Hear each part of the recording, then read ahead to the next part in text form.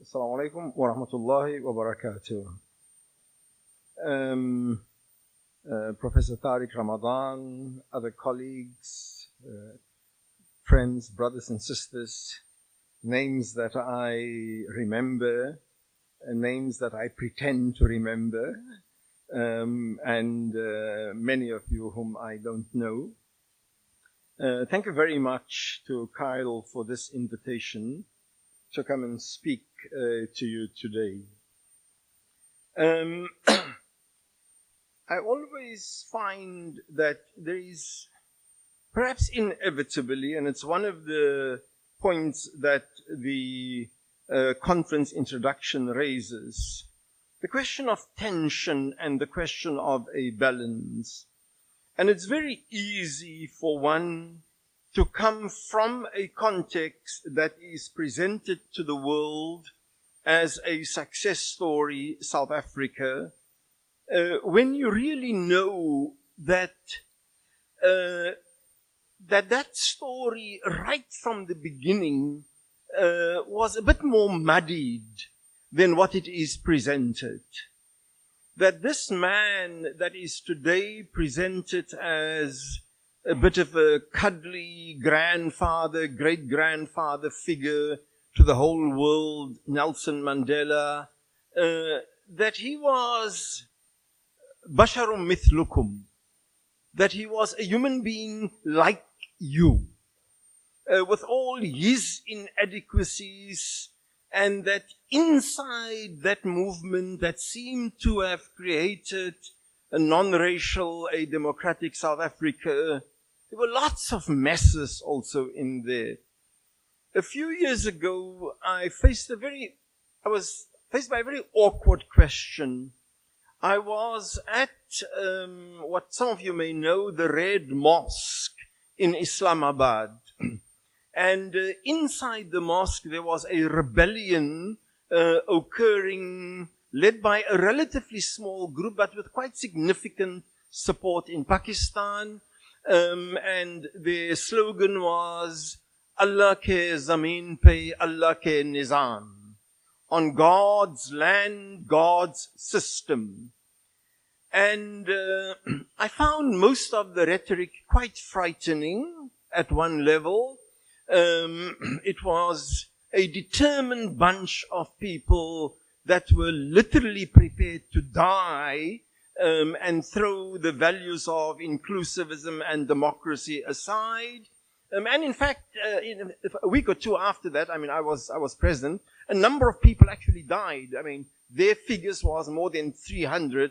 The government's figures was, I think, 106 or 107. And then a former student of mine, as we left one of these, the Jumu'ahs where Maulana Abdul Aziz was really riling up the crowd. And then he said, but Farid Bhai, all these Quranic ayat that Maulana Abdul Aziz was using here now, all of these were ayat that you had invoked during the South African liberation struggle. Those verses should all be familiar to you. And so I'm fully aware of how texts get invoked in the service of struggles, sometimes violent struggles, and how at another time and place, those very same texts can actually make one feel very uncomfortable. So I make some assumptions about, there's some assumptions underlying my talk. The first is that the context is Muslims or Muslim society with its major religio-ethical foundations, the Quran and the prophetic precedent, the Sunnah. Now, from its early days, and this is seen in both hadith literature and a number of texts in the Quran, there had always been there had been the ideal or the idea of balance. And I'll come back to this in some detail, the idea of this being an ummah, ummata wasatan. And it's been a pretty permanent feature of our theological life and theological argumentation, as well as religio-political life. At times, this idea of being a balanced ummah has been invoked as an ideal that we should be striving towards. And at other times, certainly in tafsir literature, it has also been invoked as a label of superiority over other over other communities. Now, I'll be speaking in broad strokes. I can only speak in broad strokes unless I'm dealing with a specific case analysis of a particular society. And I've got South Africa in the back of my mind as I deal with these broad strokes. For me, it's a question, I'm talking about me personally, it's a question of living with the Quran, in fidelity to the Quran, in then a fundamentally unjust apartheid society, B, C, as an actor in the struggle to dismantle it, and D, dismantling it in order to build a new society, but not on the ruins of what we found. So part of my arguing, or part of my obsession, is how do we resist? How do we at times even work to destroy? And at the same time, without leaving your society and what your children deserve in ruins, that there is nothing left to build on. So how do you create a new ethical society, and one that in some ways remove serious elements of the previous society, and at the same time retain so much that you actually have something on which to build? So, to come to the Quran first. In this ayah that is very often invoked by many of us, and we're very familiar with it, وَكَذَلِكَ جَعَلْنَاكُمْ أُمَّةً وَسَطًا لِتَكُونُوا شُهَدَاءَ عَلَى النَّاسِ وَيَكُونَ الرَّسُولُ عَلَيْكُمْ شَهِيدًا. And then the rest of the ayah, of course, goes on to the changing of the qibla and so on. So, this ummah, and here in this particular verse, it is the Muslim ummah that is addressed, given the fact that what comes after it deals with the changing of the qibla. This ummah is told that you are an ummata wasatan, that you are a balanced ummah. لِتَكُونُوا شُهَدَاءَ عَلَى النَّاسِ, that you may be witness bearers over mankind, over humankind. وَيَكُونَ الرَّسُولُ عَلَيْكُمْ شَهِيدًا, and that the Prophet may be a witness bearer over you. And so, in the early years of tafsir, I think in the first 200 years of tafsir, in fact, Ummata Wasatan was consistently read as an ummah that is a just ummah. And various phrases were used in order to emphasize the justness of this ummah. And so in what is attributed to Abdullah ibn Abbas, for example, or Sufyan al-Thawri, Mujahid ibn Jabr, until the late 2nd century, until the early 3rd century, Abdul Razak as-San'ani had all indicated that the synonym for wasatan is actually adulan, that we've created you a just community. It was Tabari, in the late 3rd century, that we see the first significant shift in changing, in interpreting the meaning wasatan as the center. And the center now indicated khiyar, the best, the chosen of this.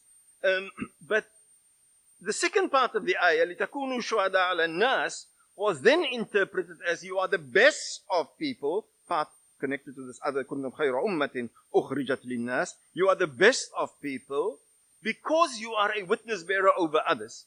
So in the middle of this text, that can be used for a larger, inclusive, a larger purpose of justice.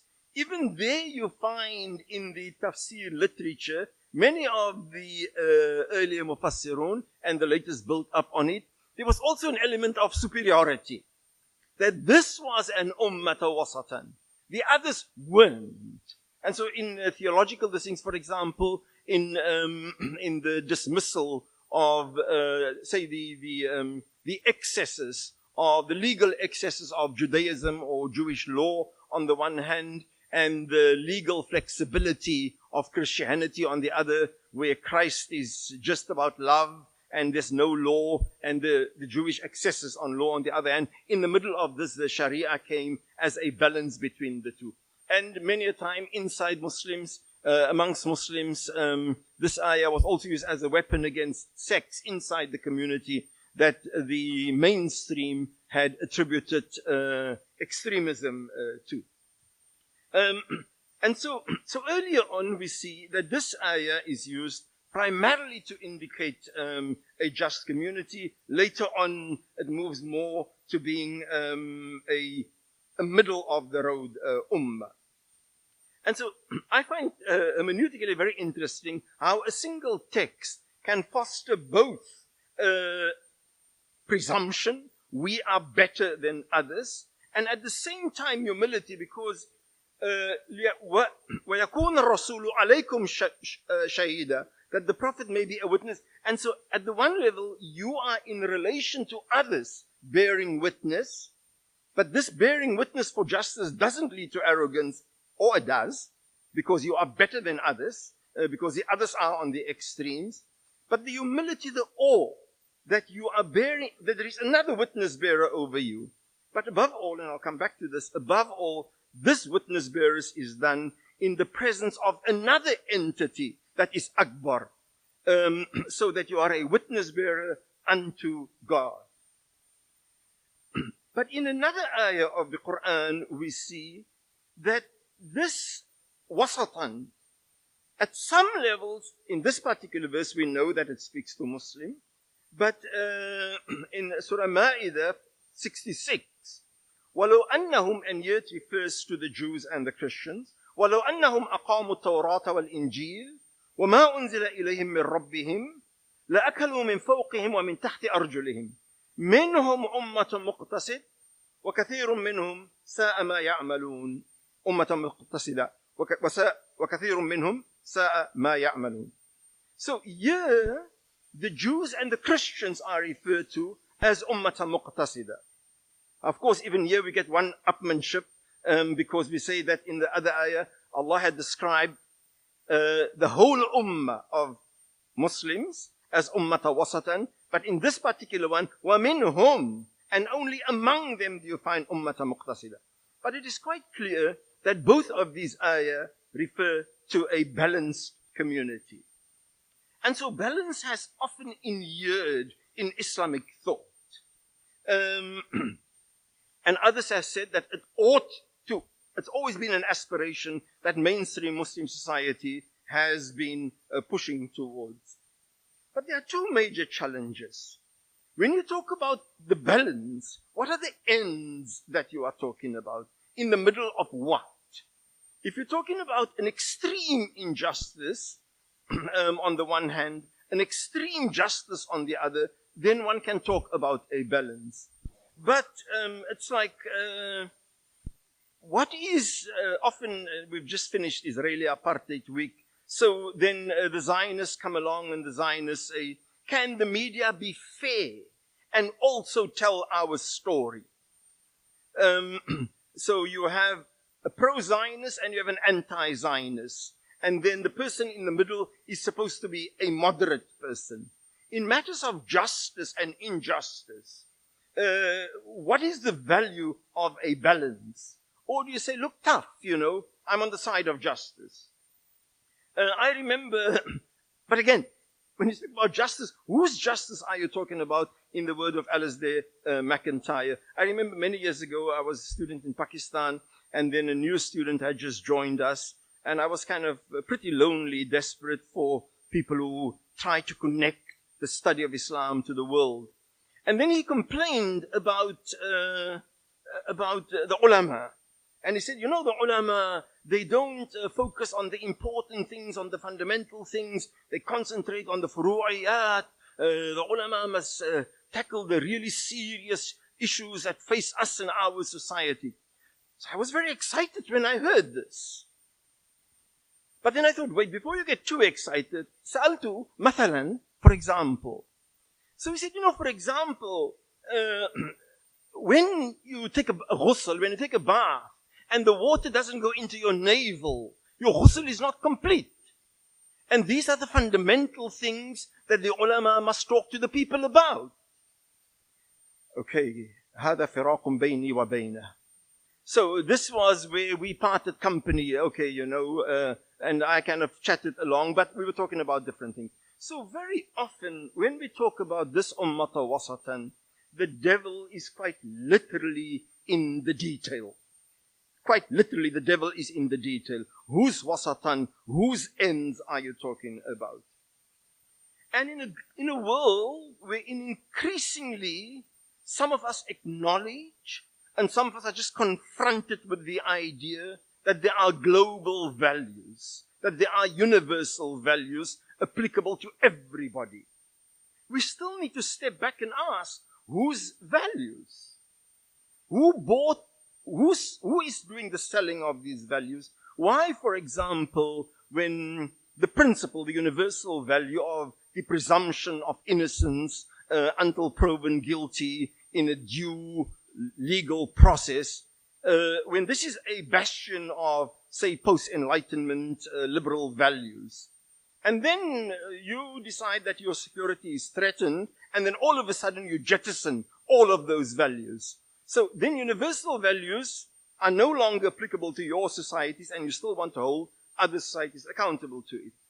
So there is a huge contestation in the world at the moment, including around for the imagination of the Muslims. Muslims are widely seen as problematic, the barbarians that have to be civilized. And one of the key elements in the civilization of the Muslim barbarian is we must sell them a particular idea of what a balanced ummah is. Now, I will argue that this ummah is not destined simply to be a balanced ummah. That it is a balanced ummah while it fulfills its other roles. And a fundamental role for me, connected to the idea of the earlier meaning of wasatan and muqtasida, is the idea that this ummah is an ummah that has also been raised to pursue a more just society. I deliberately use the word a more just society. I think that as we grow, as humankind moves on, we develop newer and better understandings of what justice is. But when we say, I've now arrived and this is justice, for me, that is the road to fascism. We can only move closer to an ideal.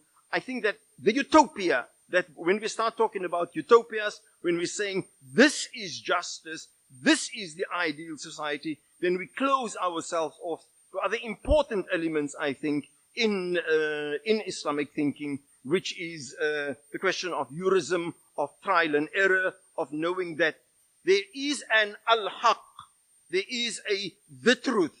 But all of us as human beings only acquire approximations to that truth.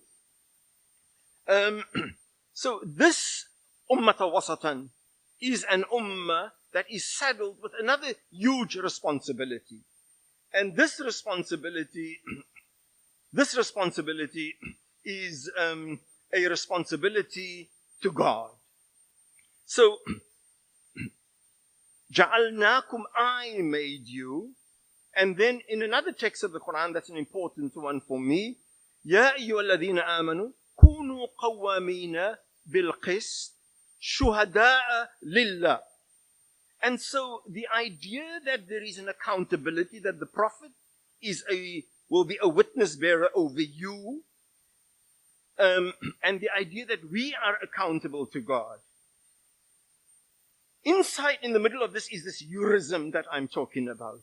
When you understand that this witness bearing is both in a social relation, in social relations, socio-political relations, but also in a relationship of ultimate accountability to God, then you begin to also understand that, wait, I cannot conflate the witness bearer with that which is being witnessed to and the being to which one is accountable. And so I can be inspired by my text, but I cannot act. I can say Bismillah with the name of God, but there is a thin line between me acting for God and me imagining I am God. And this is the huge problem that we have with people who are acting in the name of God. When they say that no, there is no tradition that negotiates our understanding of the text and the text itself. When they say that no, the text is not negotiated through knowledge and through Rijal al-Ilm, through the people of knowledge. The text is not negotiated through accountability. The text just says, Ya ayyuhan nabiyyu harrid al-mu'minina al-qital. O Prophet, spur the believers onto battle. This is nas. Can't you see this is what the text says? No tradition, no legacy of the fiqh tradition, no understanding of the tafsir tradition, no understanding that, wait, I am speaking, but this is my understanding. My understanding is always limited and must always be negotiated through tradition, through the question of shura, through accountability, and above all, through jurism, a balance between jurism on the one hand and certainty on the other. And so for me, the process of struggling to transform a society, it's both active, you're really moving, but it must be accompanied by your textual tradition on the one hand, that is negotiated through tradition and through community, and on the other hand, some theological concepts. So at some level it is horizontal, and at other levels I speak about it as being reflective and vertical. And these are three concepts. The one is the concept of taqwa, that I tremble. I tremble in the presence of some entity that is utterly beyond me, that is Akbar.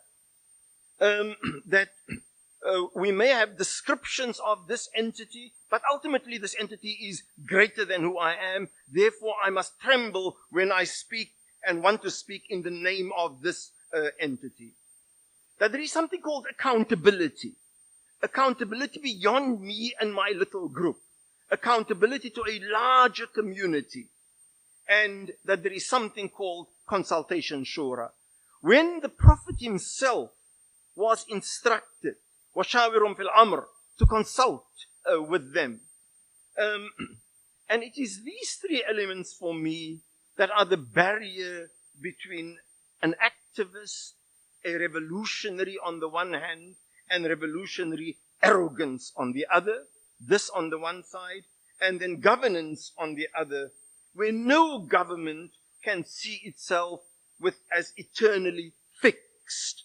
That only God is immutable. Only God is eternal. Governments, governing families, institutions, كُلُّ مَنْ عَلَيْهَا فَانٍ. Then, the capacity to listen, as embodied in the notion of shura. But even here, the devil is in the details. When the Quran says, وَشَاوِرْهُمْ فِي الْأَمْرِ, and consult them, who's the them? Do you consult your Shia minorities if you put them out of the pale of the usness?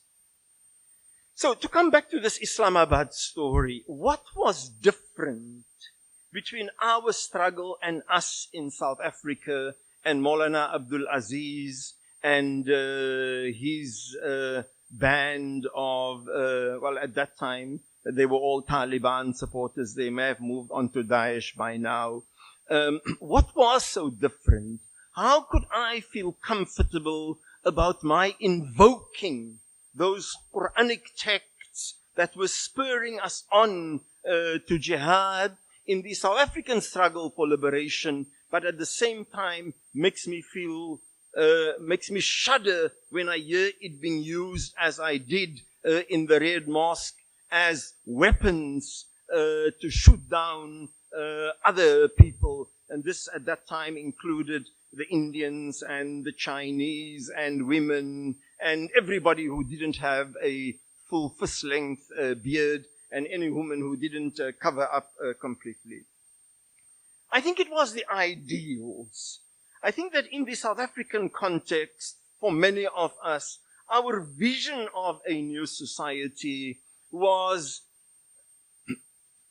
much more, well, who am I to say much more, but I will make this case valid. It was a society that embodied two Quranic ideals. The one was the inherent dignity of all human beings. وَلَقَدْ كَرَّمْنَا بَنِي آدَمَ. And the other was that we were really struggling not for a Muslim identity or for a Christian identity, but for a society based on justice. It was this ideal of a non-racial society, this ideal of a society that will make place for as many people as possible. It was this ideal that I think prevented the South African struggle from sliding into, or the South African dream of culminating into one of brutal anarchy, as we see in so many countries around us. Anarchy that dehumanizes both the governments and those governed, as well as those who are in resistance to injustice. 1 minute more. And so, it's a constant struggle, I think. Quranically speaking, theologically speaking, we have a responsibility to ensure that this community becomes a more balanced community. And at the same time, we become a more balanced community, not in response to the demands of imperialism and power outside, that we must toe the line and become the good Muslims that they want. We become a balanced community in terms of the Quranic imperative, that this is what we struggle towards. This requires, of course, vision and leadership that is both credible in resistance and in government. And it's hard. But there is no ways that the strategies that we follow in bringing down governments or systems or taghut, if those strategies that we follow do not embody itself the ideals of the new society that we create, then we are part of the problem of the moment and part of ensuring that there is no future, which of course invalidates the very struggle that we say we are about, and ultimately renders us culpable in the eyes of the transcendent, to whom all of us would have to render an account to one day. Thank you very much.